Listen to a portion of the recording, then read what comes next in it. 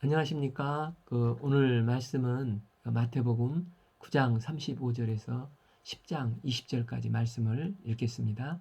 요절은 10장 1절 예수께서 그의 12제자를 부르사 더러운 귀신을 쫓아내며 모든 병과 모든 약한 것을 고치는 권능을 주시니라. 주님께서 제자들을 부르셨습니다. 이제 5장에서 7장까지 산상수훈 말씀을 주셨고 8장, 9장은 친히 본을 보이셨고 이제 도시와 마을을 두루 다니시며 천국 복음을 전파하셨습니다. 35절 예수께서 모든 도시와 마을에 두루 다니사 그들의 회당에 가서 가르치시며 천국 복음을 전파하시며 모든 병과 모든 약한 것을 고치시니라. 이렇게 본을 보여주셨습니다. 이제 9장 36절에서부터 12제자들을 부르시고 파송을 하십니다. 이 파송되어가는 제자들이 해야 할 것의 필수적인 선교 명령의 5대 사항을 보겠습니다.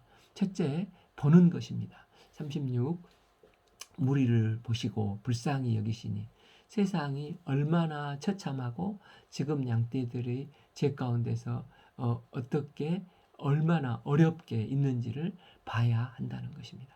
둘째는 이들의 어려운 상황에 대해서 관심을 가져서 나와 연결이 되어야 한다는 것입니다. 36부 이는 그들이 목자 없는 양같이 고생하며 기진함이라. 이들은 목자 없는 양같이 유리 방황하기 때문에 라고 말씀하십니다. 당시 종교 지도자들이 있었지만 백성들의 아픔과 고통 문제를 불쌍히 여기고 안타까워 하는데 해야 되는데 이것에는 안중에도 없고 오직 그들은 자기 의만 드러내고 자기 배를 채우는 사꾼들이었습니다. 그러나 예수님은 자기를 따르는 절박한 사람들을 보시고 진심으로 민망히 여기시고 마치 목자 없는 양같이 유리방황하는 것을 매우 안타까워 하셨습니다. 때문에 제자들도 양들의 문제를 나의 문제로 여기고 안타까운 이 목자의 마음을 가져야 한다는 것입니다. 셋째, 이 문제를 하나님 앞에 놓고 기도를 해야 한다는 것입니다.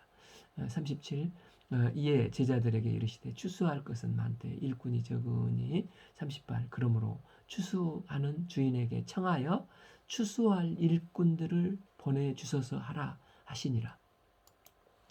여기서 추수할 일꾼을 보내주소서라고 기도하라는 것은 추수할 주인께서 추수할 일들을 하는 데 있어서 내가 그 일꾼으로 사용될 수 있도록 그렇게 기도하라는 것입니다. 이사야서 6장 8절에서 내가 누구를 보내며 누가 우리를 위하여 갈고 그 당시 우상 숭배에 빠져 죽어가는 영혼들을 볼 때 하나님께서 피눈물을 흘리시면서 누가 우리를 위하여 갈고 이렇게 탄식을 하시지 않습니까? 이때 이사야가 내가 이르되 내가 여기 있나이다. 나를 보내소서 이렇게 기도합니다. 이처럼 추수하는 일에 내가 쓰임받고 보탬이 되게 해달라고 기도를 하라는 것입니다.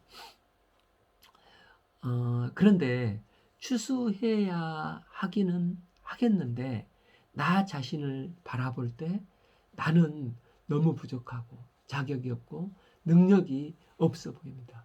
그런데 저 옆에 사람을 볼 때 저 사람이 딱 맞는 추수할 일뿐인데요 하고 저 사람을 보내주셔서 이렇게 기도하지 말고 내가 여기 있나이다. 나를 보내어 주소서.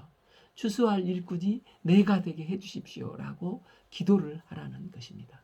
넷째, 이렇게 기도할 때 예수님께서 12제자들을 부르셔서 권능을 부어주신다는 것입니다.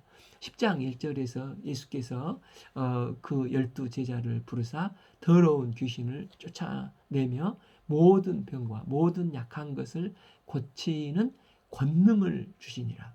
여기서 볼 때 제자의 특징은 내가 먼저 예수님을 찾아가는 게 아니라 예수님께서 먼저 제자를 인격적으로 일일이 찾아가셔서 부르셨다는 것입니다. 이 때문에 부름받은 제자가 할 일은 다만 한 가지, 아멘, 응답하는 것입니다. 내 뜻이나 내 타임이 아니라 주님의 뜻과 시간에 나를 부르셨을 때 내가 순종하고 다만 나아가는 것입니다. 이 부르심에 순종할 때 주님은 권능을 덧입혀 주시고 제자의 사명을 감당할 수 있게 해주신다는 것입니다. 예수님께서는 항상 제자들에게 그 사명에 합당한 권능을 약속하셨습니다. 마가복음 16장 17절에서도 표적을 약속하셨습니다. 또한 누가복음 24장 49절에서도 위로부터 오는 능력을 약속하셨습니다. 사도행전 1장 8절에서도 오직 성령이 너희에게 임하시면 너희가 권능을 받고 권능을 약속하셨습니다. 예수님은 지금도 당신의 종들에게 맡기신 사명에 따라서 그 사명을 능히 감당할 수 있도록 그에 맞는 지혜와 성령의 권능을 부어 주십니다. 이 12사도의 이름은 이러하니, 그러니까 그 제자로 이게 부르시는 것을 부르셨는데 그곳에서 이제 파송을 하게 되면 이 사도가 되는 것입니다. 이제 주님은 제자로 부르셔서 훈련하시고 이 훈련받은 제자들을 따로 세우셔서 이제 보내심을 받은 자, 이 전권 대사로 파송을 하셨습니다. 그들의 이름이 어떠합니까? 베드로라 하는 시몬을 비롯하여 그의 형제 안드레와 세베대의 아들 야고보와 그의 형제 요한, 빌립과 바돌로메, 도마와 세리 마테, 알페오의 아들 야고보와 다데오, 가나나인 시몬 및 가룟 유다 곧 예수를 판자라. 이 12제자의 거의 대부분은 어부, 또 세리, 또 열심당원, 특출난 직업이 없습니다. 사회적으로 인정받는 직종도 아니고 별 볼 일 없는 보통 사람들에 불과합니다. 그러나 예수님은 이런 보통 사람들을 부르셔서 천국 복음을 전파해서 세상 만민 복음 역사에 쓰시고자 하시는 것입니다. 12제자들을 택하시고 예수님이 훈련하시고 이제 성령의 권능을 부어 주셔서 이들이 결국 사도행전 역사의 위대한 주님의 구속 역사에 쓰임 받지 않습니까? 오늘날도 하나님께서는 보잘것없는 우리를 부르셔서 제자 삼으시고 세상 만민 구원 역사를 이뤄 가시는 이 구원 역사 사역에 쓰임 받고 계십니다. 저희가 속한 그 교회도 이제 대학생 선교 단체였는데 지극히 평범한 대학생들을 주님은 인격적으로 찾아가 부르셨고 그 부르심에 다만 아멘 하여 순종해 나갈 때 성령의 권능을 부어 주셔서 이제 지금은 세계 이제 5, 60명의 그 선교사님들이 나아가서 선교 사역을 하고 계십니다. 미국, 독일, 일본, 칠레, 리투아니아, 호주, 뉴질랜드, 말레이시아, 베트남, 중국 등 복음이 필요한 세계 곳곳에서 복음의 씨앗을 뿌리며 주님의 바른 제자들을 세워가면서 귀하게 쓰임받고 계시는 것입니다. 다섯째, 권능을 받게 되면 제자로서 파송을 받아 주의 복음을 증거하러 가야 합니다. 5. 예수께서 이 12를 내보내시며 명하여 이르되 이방인의 길로도 가지 말고 사마리아인의 고을로도 들어가지 말고 오히려 이스라엘 집에 잃어버린 양에게로 가라. 이 복음은 이제 보내셔서 땅 끝까지 복음을 증거하시고자 하시는 것입니다. 그런데 이 땅 끝까지 전해야 하는데 동시적으로 가라고 하시지 않고 왜 이방인에 가지 말고 이스라엘에게만 가라고 하셨습니까? 여기에는 하나님 구속 역사의 방법, 점진적으로 이루어가시는 하나님의 깊은 뜻이 담겨져 있습니다. 예수님은 이제 33년 이 땅의 삶에서 공생의 기간은 3년밖에 안 되시지 않습니까? 그래서 선택과 집중이 필요하셨습니다. 예수님은 이 기간 제자들을 택하셔서 집중적으로 함께 공동 생활을 하며 양육하시고 파송하시면 이제 하시고자 제자 훈련을 하셨습니다. 즉 일의 우선순위를 정해서 우선적으로 제자들을 이제 부르시고 양육하셔서 그들을 통해서 잃어버린 이스라엘에게 가라는 것입니다. 사도행전에서도 성령의 권능을 받고 처음에는 이 예루살렘, 그 다음에 유대, 사마리아 땅끝에 이르러 내 증인이 되라 하시지 않습니까? 그래서 예수님은 이 선택과 집중을 하시고자 하시는 것입니다. 또한 이스라엘은 어쨌든 이제 이방인보다 과거에 이제 율법과 선지자들로 이미 어느 정도 토양이 준비되어 있지 않습니까? 그럼 이 복음을 뿌릴 때 구약의 말씀이 기초가 되어서 이 복음을 이해를 합니다. 복음을 금방 영접할 수 있는 토양이 되어 있는 것입니다. 그런데 이방인은 전혀 기초 이런 환경이 되어 있지 않지 않습니까? 12. 제자들이 가면서 전파해야 될 내용이 무엇입니까? 7. 가면서 전파하여 말하되 천국이 가까웠다 하라는 것입니다. 지금 보냄받은 12제자들이 다른 성경에는 이제 둘씩 짝지어서 전도 여행을 보내셨지 않습니까? 그들이 전파해야 될 것은 하나님 나라의 천국 복음입니다. 이 하나님 나라에서 제일 중요한 것은 이제 국가의 그 3요소가 이제 국민, 주권, 통치이지 않습니까? 그런데 국민도 주권도 아닌 통치입니다. 이 하나님 나라의 하나님의 이 주권적인 통치가 이 땅에 메시아가 오심으로 시작되었다는 것을 제자들은 파송되면서 제일 먼저 그러니까 이것을 전파하라는 것입니다. 그 다음에 병든 자를 고치며 죽은 자를 살리며 나병 환자를 깨끗하게 하며 귀신을 쫓아내라는 것입니다. 그러니까 1절에서 예수님은 이런 것들을 할 수 있는 이 어마어마한 권능을 주셨다는 것입니다. 여기서 병든 자는 이제 신체적으로 장애가 있는 사람입니다. 또 죽은 자는 존재적으로 문제가 있는 사람이고 문둥병자는 율법적으로 문제가 있는 자로 취급받는 자입니다. 귀신 들린 자는 영적으로 귀신에게 얽매여 있는 자들입니다. 그러나 신체적이든 존재적으로든 율법적으로든 영적으로든 이 세상에 어떤 문제가 있든 이 모든 문제도 하나님의 권능으로 다 해결될 수 있다는 것입니다. 이 제자들이 가장 우선적으로 해야 될 일은 하나님 나라가 전파되어 심기고 자라나는데 쓰임받아야 됩니다. 그리고 부차적으로 하나님의 복음이 심기고 자라나게 하기 위해서 병든 자를 치료하시고 귀신을 쫓아내는 권능을 행하게 하시겠다는 것입니다. 그러나 사람들은 천국이 가까웠다는 데는 별 관심이 없고 병자가 일어났대, 귀신이 쫓겨났대, 이런 이정만 보면 와 하고 관심을 갖기 쉽습니다. 그래서 예수님께서 이걸 조심하도록 지난 시간에 소경 걸린 에서 나음받은 자에게도 엄히 경계하시지 않습니까?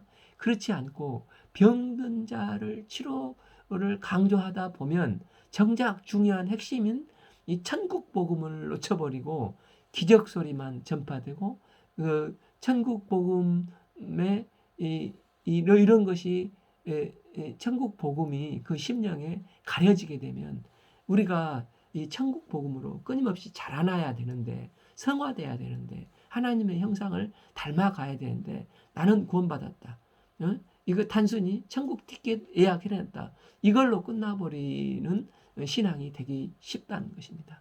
그래서 하나님의 영광이 드러나지 않고 뭔가 이렇게 문제가 있다는 것입니다. 예수님은 제자들을 파송하시면서 이걸 또다시 한번 분명히 천국 복음을 증거하도록 말씀을 하십니다. 8b 너희가 거저 받았으니 거저 주라. 우리가 주님께 거저 은혜를 경험을 받았지 않습니까? 이런 체험이 있을 때 무익한 종의 자세로서 그 은혜를 거저 흘려보내는 사명을 다만 은혜와 감사한 마음으로 감당을 해야 되는 것입니다. 그래서 우리는 주님의 축복의 통로일 뿐입니다. 받은 축복이 고여 있으면 안 되고 은혜를 받았으면 빨리빨리 흘려보내야 하는 것입니다. 물을 흘려보내면 생명이 살아있는 갈릴리 호수가 되지만 물이 고여 있으면 생명이 살 수 없는 사해가 된다는 말이 있지 않습니까? 축복을 흘려보낼 때 하나님의 크신 능력을 체험할 수가 있습니다. 9. 너희 전대에 금이나 은이나 동을 가지지 말고 10. 여행을 위하여 배낭이나 두벌 옷이나 신이나 지팡이를 가지지 말라. 이는 일꾼이 자기 먹을 것 받은 것이 마땅하니라. 사실 사람이 살아가면서 제일 문제가 되는 게 무엇입니까? 뭐니 해도 뭐니가 아닙니까? 그러니까 복음을 증거하던 앞으로 이제 살아갈 것을 생각하던 움직여야 할 때 머릿속에 딱 떠오르는 것은 물질이 있어야 할 텐데 라는 생각을 하게 되는 것입니다. 그런데 주님은 이제 산상수훈에서 마태복음 6장 33절 그런즉 너희는 먼저 그의 나라와 그의 의를 구하라. 그리하면 이 모든 것을 너희에게 더하시리라 약속의 말씀을 하셨습니다. 제자들은 먼저 하나님 나라를 선포하면 된다는 것입니다. 그러면 모든 필요를 하나님께서 알아서 때를 따라서 공급하시겠다는 것입니다. 저희도 선교 나올 때 이 마태복음 6장 33절 말씀을 의지해서 선교는 돈으로 하는 게 아니라 오직 말씀을 믿는 믿음으로 하는 것이다 하고 나왔을 때 하나님은 지금까지 때를 따라서 신실하게 모든 것을 공급해 주셨습니다. 중국 선교의 아버지 허서슨 테일러는 아무것도 준비된 것이 없이 오직 믿음을 가지고 선교에 나왔을 때 주님께서는 영육간의 모든 것을 공급하여 주셔서 중국 선교의 귀하게 선교의 아버지로 사용하여 주셨습니다. 조지 물려는 고아원에 선교를 하면서 2,000명 이상을 먹여야 하는데 아무것도 없었습니다. 그래서 숟가락, 포크 놓고 다만 하나님께 간절히 믿음으로 이렇게 기도를 했습니다. 그럴 때 능력을 주시고 본능을 주셔서 고아원 사명을 능히 넉넉히 감당하도록 다 채워주셨습니다. 이처럼 제자들이 세상에서 가장 중요하고 기쁜 소식인 이 천국을 먼저 접하면 천부께서 다 채워주시고 책임져 주시겠다는 것입니다. 또한 복음 증거와 전파는 전혀 모르는 곳에 가서 증거해야 하지 않습니까? 그런데 주님은 말씀하십니다. 10일 어떤 성이나 마을에 들어가든지 그 중에 합당한 자를 찾아내어 너희가 떠나기까지 거기에 머물러라 할 수만 있으면 옮기지 말고 그 상황을 영접하고 그곳에서 전도지로 정해서 전도 사역을 하라는 것입니다. 12. 또 그 집에 들어가면서 평안하기를 빌라. 13. 그 집이 있어 합당하면 너희 빈 평안이 거기에 임할 것이요 만일 합당치 아니하면 그 평안이 너희에게 돌아올 것이니라. 이제 부활하신 예수님께서 첫 번째 인사가 평안할지어다이지 않습니까? 이 샬롬 이렇게 그 집에 가서 축복을 하라는 것입니다. 제자들이 그 집에서 이렇게 선포한 이 평강과 축복 이런 것을 그가 영접하면 그 축복이 그 집에 흘러가게 될 것이라는 것입니다. 그런데 평강이나 이 축복을 받기를 거절한다면 그 축복이 다 선포한 내게로 다시 돌아와서 내가 이 평강과 축복을 받게 될 것이라는 것입니다. 그러니 당당하게 그 집에 머물러라는 것입니다. 누구든지 14 너희를 영접하지 아니하고 또 너희 말도 듣지 아니하거든 그 집이나 성에 나가 너희 발에 먼지를 털어버리라는 것입니다. 그래서 하나님의 복음을 증거하며 하나님의 통치가 시작되는데 그것을 영접지 않는 자는 어떻게 되는 것입니까? 15 내가 진실로 너희에게 이르노니 심판 날에 소돔과 고모라 땅이 그 성보다 견디기 쉬우리라 하시는 것입니다. 이제 너무 가혹하지 않나 생각이 들 수도 있지만은, 그러나 하나님 나라가 임하고 하나님의 통치가 시작된다는 것은 온 우주와 전 세계가 원래는 하나님 것이었는데 범죄함으로 사탄이 이 또아리를 틀고 헤집고 들어왔는데, 이제 하나님께서 다시 통치권을 행사하시겠다는 것입니다. 그동안 그들은 여기에 빈대붙어서 살던 자들이었는데 하나님이 통치가 시작되었다고 선포했는데도 그걸 거부하는 것입니다. 마치 주인의 땅에서 그동안 불법으로 빌붙어 사는 자들이 주인의 호의와 배려를 막무가내 거부한 것과 같은데, 그러면 주인께서 그들을 혼을 내야 하는 것이 아니겠습니까? 16 보라 내가 너희를 보냄이 양이 이리 가운데로 보냄과 같도다. 그러므로 너희는 뱀같이 지혜롭고 비둘기같이 순결하라. 예수님의 제자들을 보내는 마음이 마치 양들을 이리로 보냄과 같이 하다는 것입니다. 그래서 그 제자들은 뱀과 같이 지혜롭고 비둘기같이 순결해야 한다는 것입니다. 뱀은 손도 없고 발도 없지 않습니까? 그런데도 불구하고 지금까지 멸종되지 않고 여리저리 피해 다니면서 살아남는 생존 본능이 있습니다. 그건 뱀의 지혜라고 할 수가 있습니다. 복음 전도하는 제자의 신앙 자세는 이 험하고 악한 세상에서 뱀같이 지혜롭고 비둘기같이 순결해야 한다는 것입니다. 왜 이런 게 필요합니까? 17 사람들을 삼가라. 그들이 너희를 공회에 넘겨주겠고 그들이 회당에 가서 채찍질하리라. 18 또 너희가 나로 말미암아 총독들과 임금들 앞에 끌려가리니 이는 그들과 이방인들에게 증거가 되게 하려 함이라. 이들은 하나님의 통치가 이 땅에 임한 것이 정말 실은 사탄의 지배받는 자들이지 않습니까? 그래서 사탄은 하나님 나라가 확장되는 데 쓰임받는 제자들을 억압하고 심한 박해를 하게 될 것이라는 것입니다. 그런데 제자들은 핍박들조차도 이 복음 전도의 기회로 삼아야 합니다. 이때 하나님께서 능력 가운데 함께 해 주셔서 이방인들에게 복음이 증거되게 하시겠다 하시는 것입니다. 일반적으로 이제 박해를 받으면 두려움에 떨며 꽁지를 내리고 소멸되고 말아야 하지 않습니까? 그걸로 끝나야 하는데, 하나님의 천국 복음은 박해를 받을수록 더 성장하지 않습니까?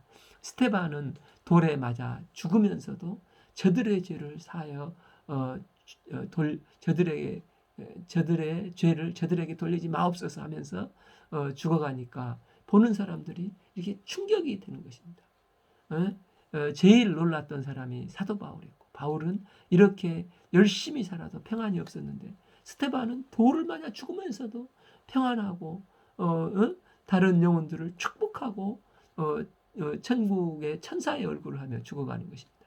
그래서 사도 바울도 예수님을 만난 후에 이 복음이 그 스테반을 이렇게 만들었구나 하면서 천국 복음의 유력을 체험하게 되어서, 그래서 사도 바울도 이 똑같은 사람이 되지 않습니까? 그래서 한 사람의 순교의 피가 1000명의 이 결신자를 낳았지 않습니까? 그래서 결국은 복음은 온 세상으로 퍼져 확장되어 가는 것입니다. 19 너희를 넘겨줄 때 어떻게 또 이 무엇을 말할까 염려하지 말라. 내 죄를 내가 알렸다. 이렇게 통치자들이 할 때 염려하지 말라. 너희에게 할 말을 주시리라는 것입니다. 20 말하는 이는 너희가 아니라 너희 속에 말씀하시는 이 곧 너희 아버지의 성령이시니라는 것입니다. 베드로가 사도행전에서 이제 복음을 전도를 하다가 잡혀서 이제 신문당한 적이 있지 않습니까? 이때 베드로가 신문 받는 데에서 무슨 말을 했습니까? 성령께서 베드로의 마음속에 말씀을 주셔서 성령 충만하여 고백을 합니다. 사도행전 4장 19절 하나님 앞에서 너희의 말을 듣는 것이 하나님의 말씀을 듣는 것보다 옳은가 판단하라. 20 우리는 보고 듣는 것을 말하지 아니할 수 없다. 이렇게 담대하게 증거하게 하셨습니다. 배운 것도 없고 서슬퍼런 공회 앞에서 어떻게 이런 담대한 말을 할 수 있습니까? 이처럼 너희 속에서 성령께서 말할 수 있도록 해주시겠다는 것입니다. 먼저 그의 나라와 의를 구하며 천국 복음을 증거하기만 하면 하나님께서 모든 것을 더해 주십니다. 오늘 말씀은 마태복음 9장 35절에서 10장 20절까지 말씀 읽겠습니다. 감사합니다.